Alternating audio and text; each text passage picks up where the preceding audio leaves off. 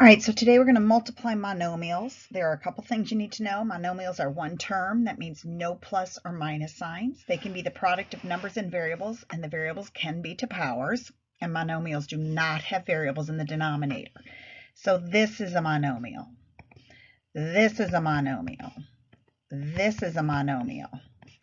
This is a monomial. This is a monomial because the denominator is a number. This is not a monomial because there's a variable in the denominator.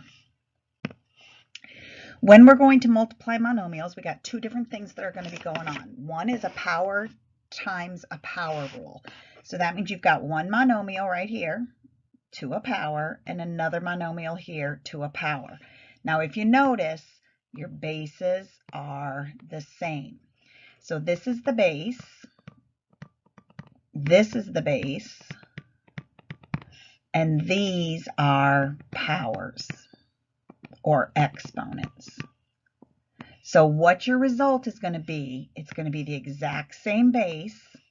So this is what's happening is this is telling you what you're multiplying. So in this case, I'm multiplying x times x. Then what's going to happen on the powers is you're just going to add the two powers. And let's see why this works. So on this one, m to the fifth means I have 5 m's. 1, 2, 3, 4, 5. M to the fourth means I have 4 m's. And the parentheses in the middle means I want to multiply those two. So what's happening now is if I look at this, I've got 1, 2, 3, 4, 5, 6, 7, 8, 9 of the exact same thing. So what's being multiplied? M. How many times is it being multiplied? 9. So you could write them out every time like that and count them up, or you can just say, here's the base, and then take these exponents and add them. So let's look at a couple of examples. Sometimes if you look at these two, the first one over here, the first term's not in parentheses. Over here it is. That doesn't mean anything. Because it's all multiplication, you can do it in any order you want. So sometimes they put parentheses in the front, sometimes they don't. What we're going to do, though, is we're going to take this to houses. So when you hear me talk about this, I'm going to talk about houses. And what that means is every house gets their own little thing. For example, in the first one here, I'm going to have a number house. So 2 and 3 are numbers. They're going to go in the same house. Then I've got variables. My variables are d and d. So I'm going to put d cubed and d to the 7th in the same house. I don't like my little numbers sitting on the couch with your nasty little variables. So you keep all my numbers in my house and you keep all your variables in your house. Then what you've got to remember are numbers are numbers. It's silly, isn't it? Numbers you can do on a calculator. So when you see a number, you're just going to do what it says. Right here, what it's saying is multiply 2 times 3. So you get 6. Variables, though, variables cannot be done on the calculator. So variable is no calculator. You don't have a button that says I can push d to the 3rd.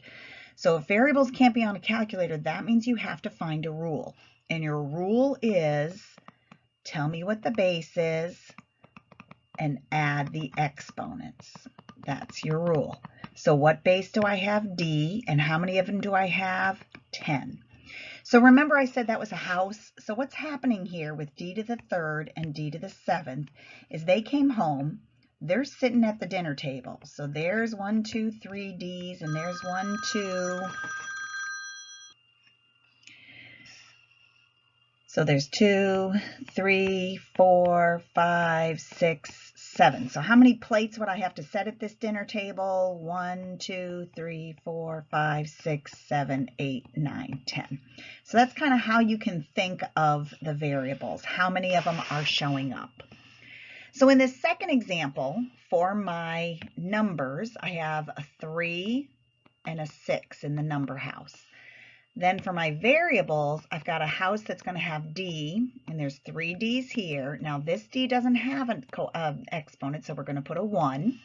Then I have another house with E's, and in that house I have E to the second and E to the fifth. So again, when you see the numbers, you can think about a calculator because you're allowed to do those on a calculator. So what is it telling you? It says multiply 3 times 6, so that's 18. For the D's, we're going to count how many D's are in the house. 1, 2, 3, 4. And for the E's, we're going to count how many E's are in the house. 1, 2, 3, 4, 5, 6, 7, which means you're just adding the exponents. All right, a couple more examples. We got numbers. Oh, wait. This second one doesn't have a number, so what number do we put there? We put a 1. So in my numbers, I have 9 and 1. My first set of variables are W's. So I have W to the third and W to the seventh. And then my second set of variables are X's, where I have X to the sixth and X to the second. So your final answer, you're going to multiply 9 times 1. That's 9. You're going to count how many W's are in that house. 3 plus 7 is 10.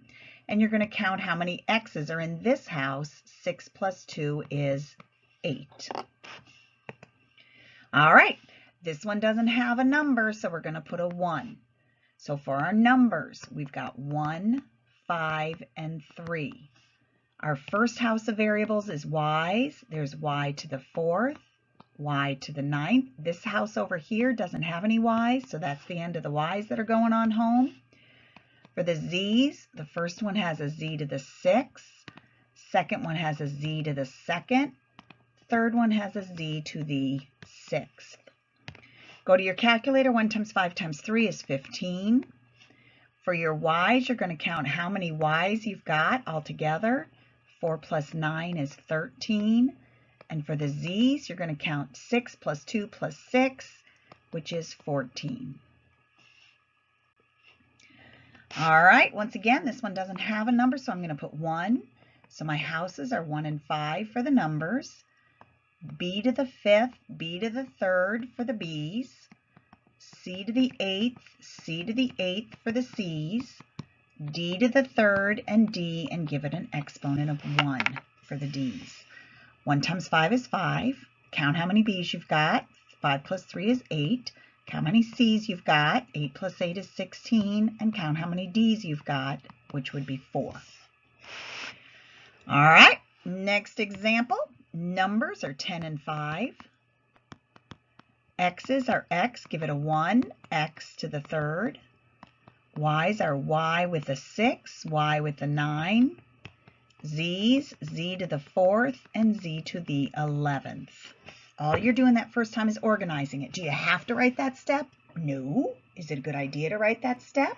Yes. 10 times 5 is 50. X's, count how many you have. 1 plus 3 is 4. Y's, count how many you have. 6 and 9 more is 15. Z's, count how many you have. 4 and 11 more is 15. All right, last one, I think. And we're going to put our numbers together, -2, 3, and -5. We're going to put our x's together. That first x doesn't have an exponent, so we're going to put 1. Second x doesn't have an exponent, so we're going to put 1. Last x has an exponent of 6. -2 times 3 is -6. -6 times -5 is 30. And then for my x's, I'm going to count them all up. 1 plus 1 plus 6 is 8.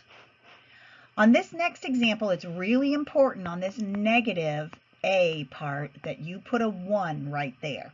A negative doesn't mean anything. It's got to have a number behind it. And if it doesn't have a number, we put 1. So when we go to our houses, we have -1 and 3 for the numbers. Then for the A's, we have A given an exponent of 1 and A with an exponent of 4.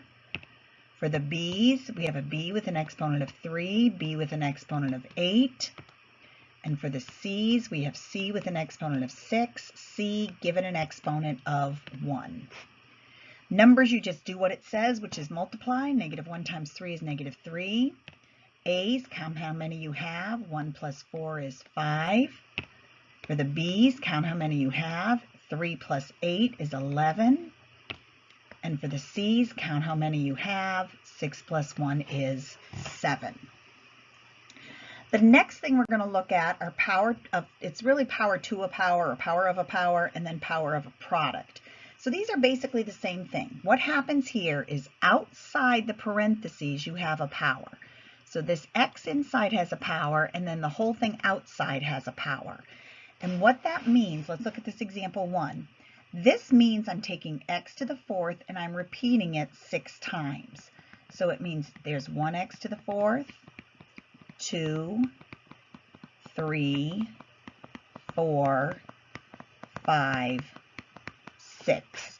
Now this should look to you just like the last stuff where we've just got a whole big house with a bunch of x's in it. So what did we do with all those? We added all of these little exponents together. So my base is x. 4 plus 4 is 8, plus 4 is 12, plus 4 is 16, plus 4 is 20, plus 4 is 24. So what the rule says is way too much work, people. Instead of writing them out, you can take the a and the b, the power and the power, and you multiply. So you're going to multiply the powers here. All right, now this little guy right here, if we were in a horror movie, this little guy right here would be a creeper.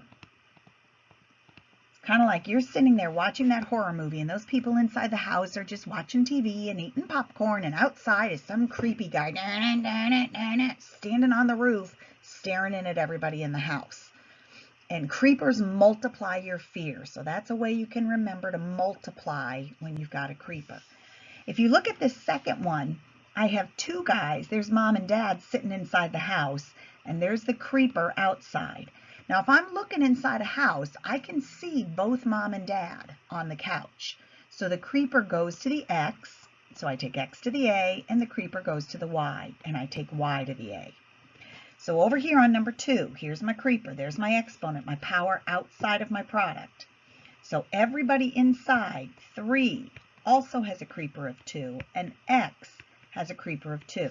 Now remember, that x needs an exponent of its own, so I'm going to put a 1 there. Okay, this 3, is 3 a number? Why, yes, 3 is a number. Remember, when you see numbers, you're thinking calculator, which means I can do what it says. It says take 3 to the 2nd power.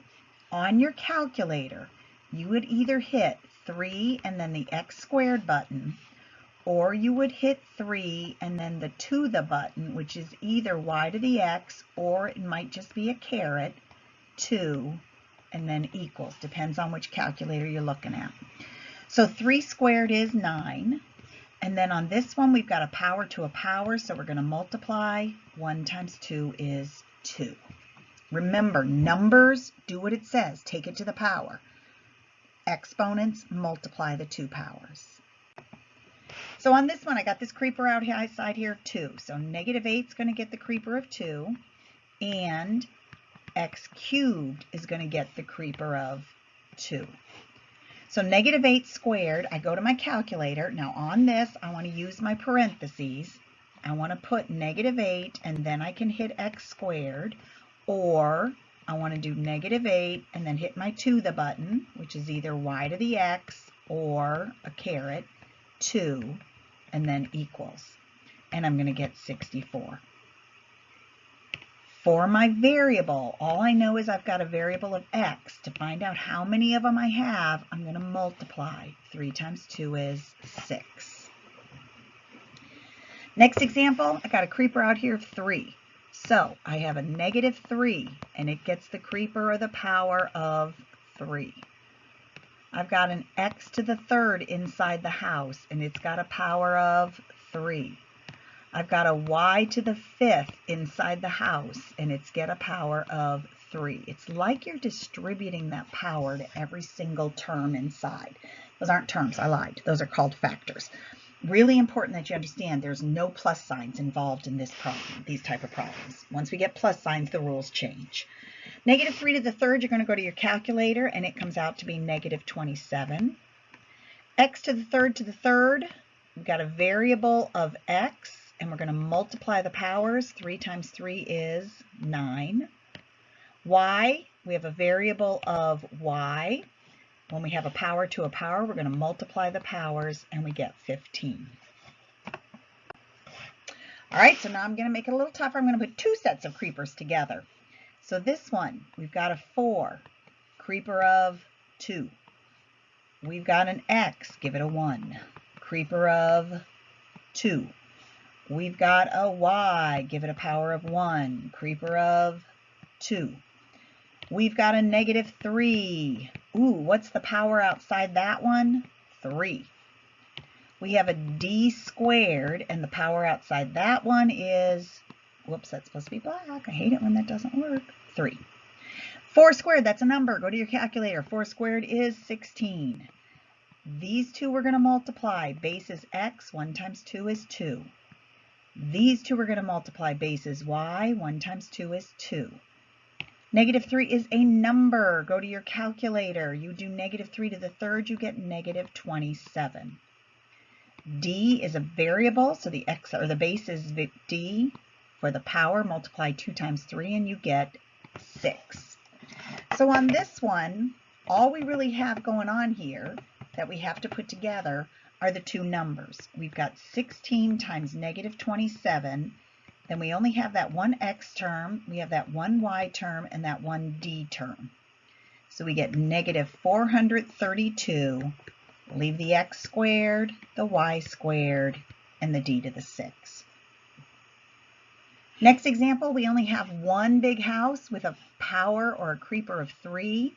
So we're going to take that 5, give it the creeper of 3. Take the E cubed, give it the creeper of 3.